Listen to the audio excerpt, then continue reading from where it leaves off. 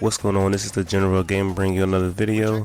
And before I get to today's video, I want to invite you guys that if you're any sport gamers or any sport fans to join a Facebook group, Authentic Sports Gaming.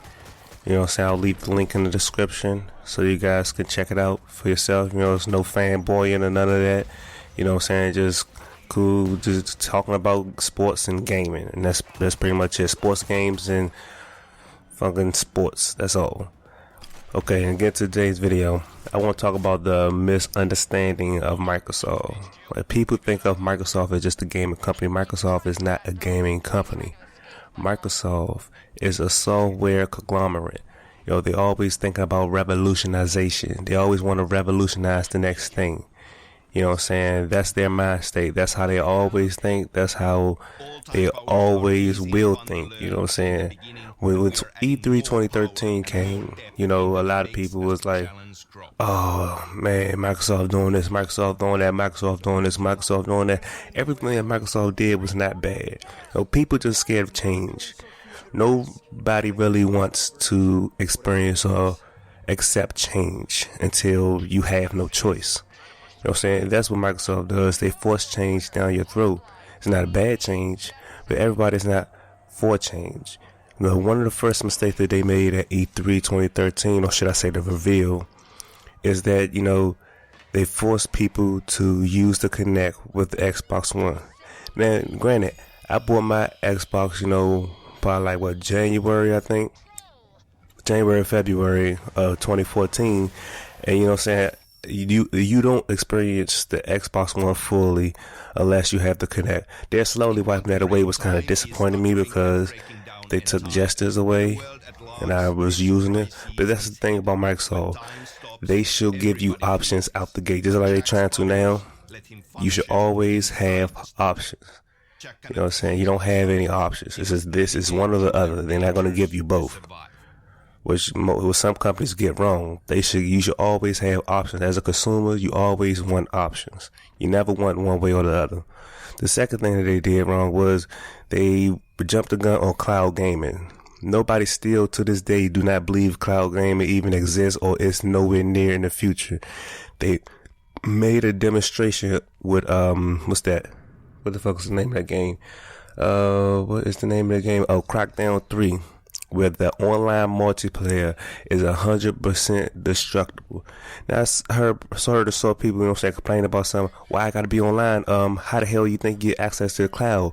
The cloud is not physical. The cloud is not local. The cloud is an online service. How the hell do you think you're able to use the cloud if you're not connected to online? Anybody who bought a next generation console and did not plan to be online, then you know what I'm saying, you wasting your damn time. Like, why the hell would you buy a next generation console to game locally? Everything you do nowadays has something to do with the internet. No matter whether you like it or not, you have to be connected to the internet in one way or the other. Which brings me to my next point. You know what I'm saying? People did not like that they wanted to be always connected online. But here at Sony, they did a marketing deal with the only online game, which is called Destiny.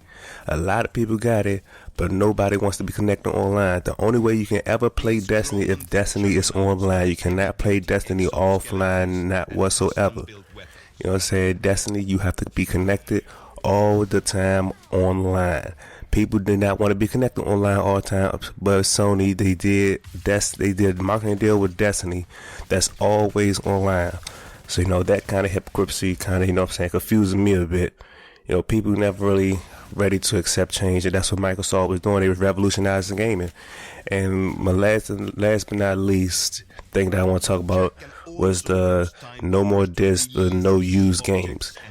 You know, a lot of those people that had a voice, I believe that it was GameStop and all those people that make 100% profit off these used games.